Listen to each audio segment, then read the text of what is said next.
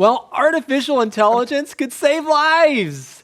We talk a lot about artificial intelligence in advance, David. And so this is not such a surprise, but it gets your attention, right? Because we're talking about saving lives, not just doing someone else's work. Right, yeah. We're not talking about algorithms stealing people's jobs. Right. We're talking about something that could actually be a great benefit to humanity.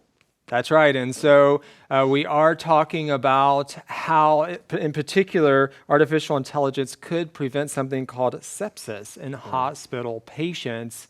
It's quite complicated, and there still is a lot of work to do and a lot of studies that need to be done to see if it actually is going to save lives. It's kind of hard to tell. You can read the article to find out more.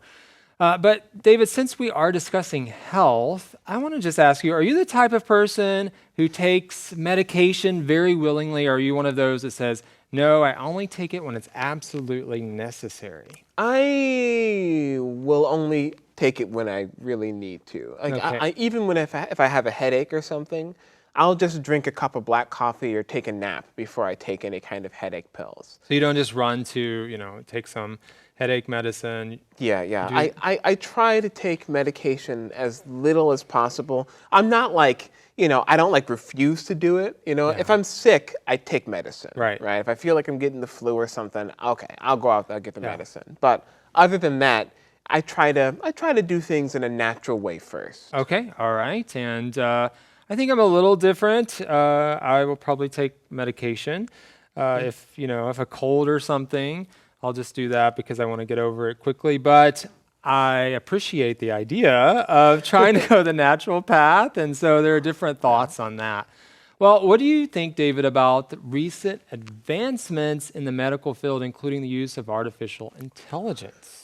Well, I think if there's any place where artificial intelligence could be a great help, I think that the medical field is one of them. Partly because of the reasons they talk about. Like, okay, taking care of someone requires an incredible amount of data about that person. Sure. Right? Your heart rate, blood type, so many different things.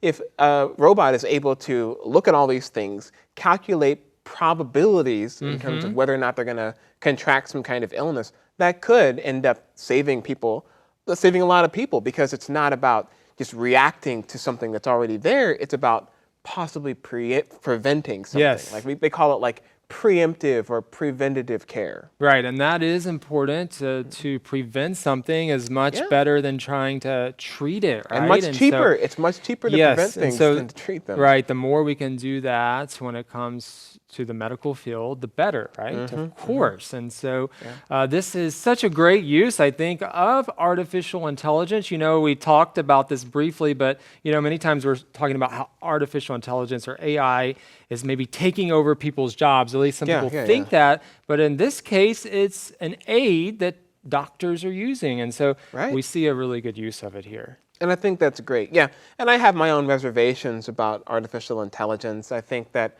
Stephen Hawking, that famous scientist, also theorizes that robots are going to take over the world. And he's a pretty smart guy. Yeah. But I think that as long as we have things like this also happening, it's worth continuing research in this field. All right. Well, thanks for joining us, David, on this segment of Insights. Let us know your thoughts about this topic or any topic this month. Write into us at advanced@studioclassroom.com, advanced@studioclassroom.com to let us know what you think.